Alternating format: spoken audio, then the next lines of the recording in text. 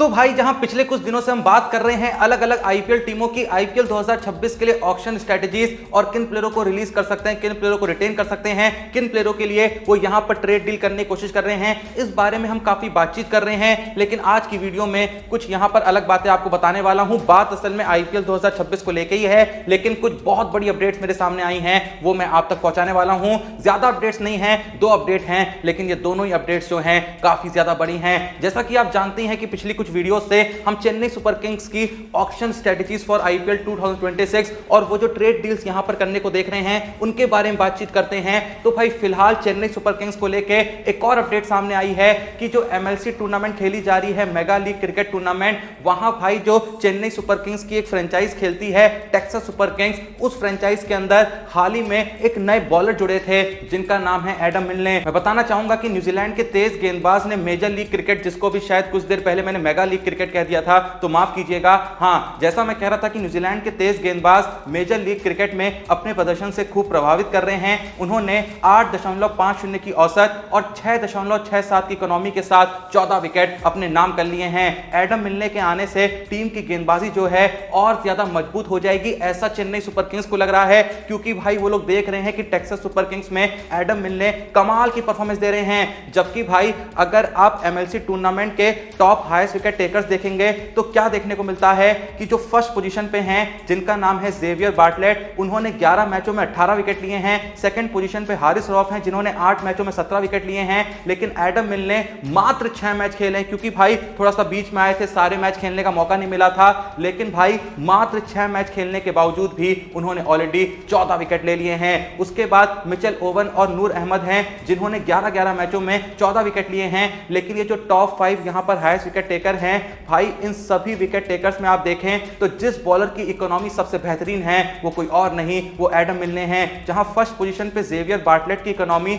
8.86 की है, हारिस रॉफ की इकोनॉमी 9 से भी ऊपर है, 9.08 की, वहीं एडम मिलने की जैसा मैंने कहा 6.67 की है। उनके नीचे जो ओवन और नूर अहमद भी आते हैं उनकी इकोनॉमी 8.96 और 8.13 की है। तो इसी भाई एडम मिलने की विकेट टेकिंग कैपेबिलिटी को देखते हुए और इतने इकोनॉमिकल स्पेस को देखते हुए चेन्नई सुपर किंग्स चाह रही है कि अगर एडम मिलने आने वाले आईपीएल सीजन के लिए उनकी टीम का हिस्सा बन जाते हैं तो शायद उनका जो पेस अटैक है वो थोड़ा सा और बेहतर हो सकता है। क्योंकि जैसा कि हम जानते ही हैं कि पिछले सीजन यानी आईपीएल 2025 में चेन्नई सुपर किंग्स ने बैटिंग और बॉलिंग दोनों ही मामलों में स्ट्रगल करा था। हाँ ठीक है, थोड़ा बहुत काम यहां पर खलील अहमद कर रहे थे, बाद में अंशुल कंबोज ने भी ठीक ठाक काम करा था, पथिराना ने लेकिन काफी ज्यादा डिसअपॉइंट करा था, Sam Curran as an all rounder खेल रहे थे, कुछ भी खास नहीं उखाड़ पाए थे, मात्र 1 विकेट लिया था, जबकि 133 रन उन्होंने खर्च कर दिए थे, इकोनॉमी 11 से ऊपर की रही थी। वहीं स्पिन डिपार्टमेंट की बात करें तो जडेजा अश्विन भी कुछ बहुत ऐसा खास नहीं कर पाए थे,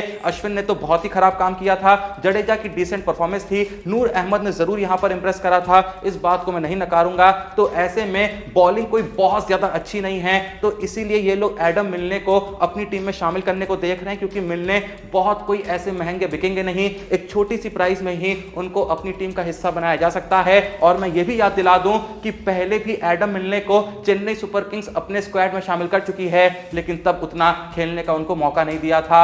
आप अगर एडम मिलने की आईपीएल परफॉर्मेंस को देखें तो भाई किसी भी सीजन में बहुत मैच नहीं खेले हैं। साल 2022 के सीजन में 1 मैच खेला, 0 विकेट लिए, साल 2021 के सीजन में 4 मैच खेले, 3 विकेट लिए, इकोनॉमी 9.35 की रही जो कि बेकार थी। साल 2017 के सीजन में खेले थे, वहां 4 मैचों में 3 विकेट लिए, वहां भी इकोनॉमी 9.57 की रही थी। साल 2016 का आईपीएल सीजन भी खेल चुके हैं, जहां 1 मैच खेला था, 1 विकेट लिया था, 4 ओवर में 43 रन दिए थे, 43 की ही बॉलिंग एवरेज रही थी, और वहां भी इकोनॉमी 10.75 की रही थी। यानी आईपीएल हिस्ट्री उनकी इतनी अच्छी नहीं है, इकोनॉमिकल भी नहीं रहते हैं, अच्छे खासे रन खर्च करते हैं, विकेट भी कुछ ज्यादा नहीं लेते हैं, इसीलिए ओवरऑल इनका जो आईपीएल करियर है वो देखें तो 10 मैच में 34.3 ओवर डाले हैं, 327 रन खर्च किए हैं, 10 मैचों में विकेट मात्र 7 मिले हैं, बॉलिंग एवरेज बहुत ही खराब रही है 46.71 की, और इकोनॉमी भी 9.48 की रही है। तो मैं तो भाई अगर चेन्नई का डिसीजन मेकर होता तो एडम मिलने पे आंख बंद करके भरोसा नहीं टिकाता। मैं पहले भी कह चुका हूं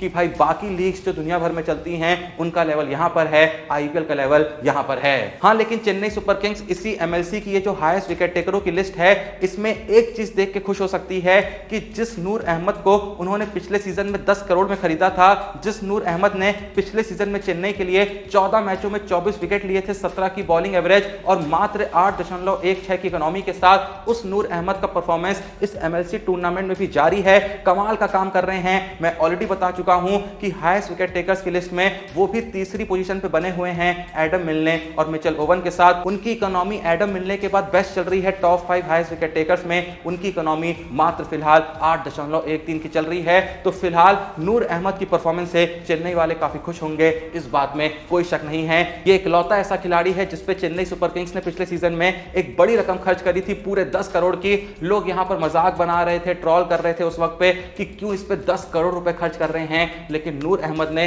उन सबको गलत प्रूफ किया। हां, ये भी सत्य है कि नूर अहमद ने जब आईपीएल 2025 का सीजन शुरू किया था तो वहां भाई कमाल की बॉलिंग करा रहे थे, हर मैच में 3-4 विकेट ले रहे थे, कम से कम 2 विकेट तो लेते ही थे, काफी इकोनॉमिकल रहते थे और बाकायदा सामने वाली टीम की आंखों में डर दिखता था कि भाई नूर अहमद बॉलिंग करा रहा है। लेकिन जैसे जैसे सीजन अपने एंड की तरफ जाता गया, नूर अहमद की बॉलिंग में थोड़ा सा फीकापन आने लगा, विकेट्स उतने ज्यादा मिल नहीं रहे थे और रन भी काफी ज्यादा खर्च कर रहे थे। अगर आप पहला लेग देखेंगे आईपीएल का, यानी शुरुआती 7-8 मैच देखेंगे नूर अहमद के आईपीएल 2025 में, तो वहां इकोनॉमी लगभग 6-6.5 की थी, लेकिन जैसे जैसे सीजन एंड हुआ इकोनॉमी 8.16 की हो गई थी। आपको यह भी याद होगा कि भाई जब शुरुआती 7-8 मैच खेले थे नूर अहमद ने, उस वक्त पे लोग कह रहे थे कि भाई इस बार तो 100% नूर अहमद ही पर्पल कैप लेके जाएंगे, लेकिन अंत में पर्पल कैप जीत के ले गए थे प्रसिद्ध कृष्णा। एक आध विकेट का ही अंतर था, लेकिन जिस तरीके से सीजन एंड होते होते एक कहीं ना कहीं सूखा आ गया था नूर अहमद की विकेट टेकिंग कैपेबिलिटी में, उसी वजह से नूर अहमद पर्पल कैप जीतने में भी असफल रहे थे। सोचो भाई, अगर नूर अहमद पर्पल कैप जीत गए होते तो भाई उस टीम का बंदा पर्पल कैप जीत के जा रहा होता जो पॉइंट्स टेबल पे सबसे नीचे है। ऐसा इससे पहले कभी नहीं हुआ। खैर, जो भी ये वीडियो देख रहा है, किस किस को लगता है कि चेन्नई सुपर किंग्स यहां पर एडम मिलने के लिए जा सकती है? एडम मिलने चेन्नई सुपर किंग्स के स्क्वाड में एक अच्छा तड़का यहां पर लगा सकते हैं। और किस किस को लगता है कि भाई नूर अहमद जो हैं वो भी आने वाले वक्त में चेन्नई सुपर किंग्स के लिए एक लंबी रेस के घोड़े होंगे, अगले सीजन में भी वो चेन्नई सुपर किंग्स के हाईएस्ट विकेट टेकर होंगे? जिसको भी यकीन है कमेंट सेक्शन में जरूर बताइएगा। अगर तुम मुझसे पूछो तो भाई देखो, मुझे किसी और का तो नहीं पता, लेकिन मुझको एक बात की पूरी गारंटी है कि भाई अगले सीजन में चेन्नई सुपर किंग्स के लिए जो प्लेयर सबसे बड़ा मैच विनर साबित होगा वो कोई और नहीं, वो डेवाल्ड ब्रेविस होंगे। ठीक है, आयुष मात्रे वगैरह भी आए हैं, लेकिन डेवाल्ड ब्रेविस ने जिस तरीके से भाई पिछले सीजन में खेला है ना भाई, उस बंदे को देख के ये कहने में मैं बिल्कुल नहीं झिझकूंगा कि भाई आईपीएल 2026 का चेन्नई सुपर किंग्स का सबसे बड़ा मैच विनर कोई और नहीं, वो होगा बेबी एबी डेवाल्ड ब्रेविस। क्या आप लोग इस बात से एग्री करते हैं या डिसएग्री करते हैं? जो भी आप ऑनेस्टली सोचते हैं कमेंट सेक्शन में जरूर बताइएगा। और ये बात मैं तब कह रहा हूं जब ये खबरें चल रही हैं कि संजू सैमसन अगले सीजन में चेन्नई का पार्ट बन सकते हैं। अगर संजू सैमसन बन भी जाते हैं तब भी मैं ये बात कहूंगा कि संजू सैमसन के होते हुए भी आईपीएल 2026 में चेन्नई सुपर किंग्स का सबसे बड़ा मैच विनर कोई और नहीं, डेवाल्ड ब्रेविस होगा। क्या तुम इस बात से एग्री करते हो? जल्दी से कमेंट सेक्शन में बता दो। बाकी वीडियो को लाइक कर दो, चैनल को सब्सक्राइब कर दो। मिलते हैं नेक्स्ट वीडियो में, तब तक के लिए जय हिंद, धन्यवाद।